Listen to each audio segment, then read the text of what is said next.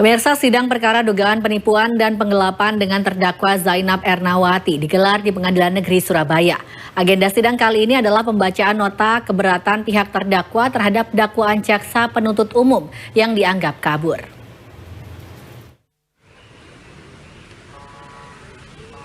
Sidang dugaan penipuan dengan terdakwa Zainab Ernawati kembali digelar di ruang sidang Garuda II, Pengadilan Negeri Surabaya.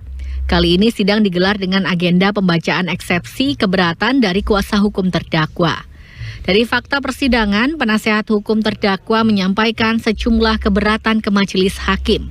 Keberatan itu terkait surat dakwaan jaksa penuntut umum dinilai cacat formil dan tidak memenuhi ketentuan pasal 143 ayat 2 dan 3 KUHP. Perlu diketahui, dakwaan tertulis pada waktu yang tidak bisa diingat pada bulan Desember 2018 silam. Sehingga hal ini menyulitkan terdakwa untuk membela diri dan bertentangan dengan asas kepastian hukum. Selain dakwaan, kuasa hukum juga menyoroti tak adanya pemberitahuan resmi mengenai pelimpahan perkara dari kepolisian ke kejaksaan hingga ke pengadilan. Bahkan sehingga pihak terdakwa tidak pernah menerima salinan surat dakwaan sebelum persidangan digelar. Hal ini merupakan pelanggaran serius terhadap hak asasi terdakwa. Selain dalam kasus ini, terdapat dakwaan yang disusun secara tidak cermat dan kabur. Hal ini karena tidak memuat uraian fakta lengkap dan tanpa rincian peran terdakwa. Dengan hal ini, kuasa hukum meminta majelis hakim menerima dan mengabulkan eksepsi tersebut. Jadi hari ini kami mengajukan eksepsi.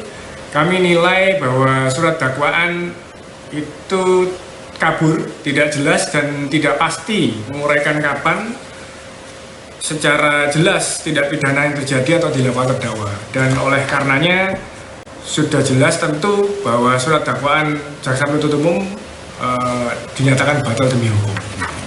Pak, upaya hukum apa nantinya ketika di fakta persidangan yang Bapak nanti akan jelaskan ke majelis?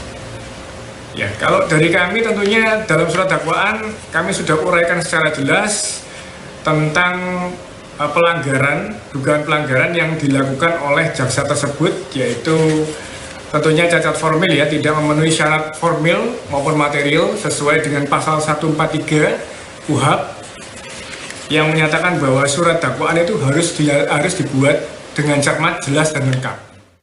Kasus ini bermula pada akhir 2018 lalu saat terdakwa bertemu saksi korban Nagasaki Wijaya di sebuah warung kopi di Surabaya.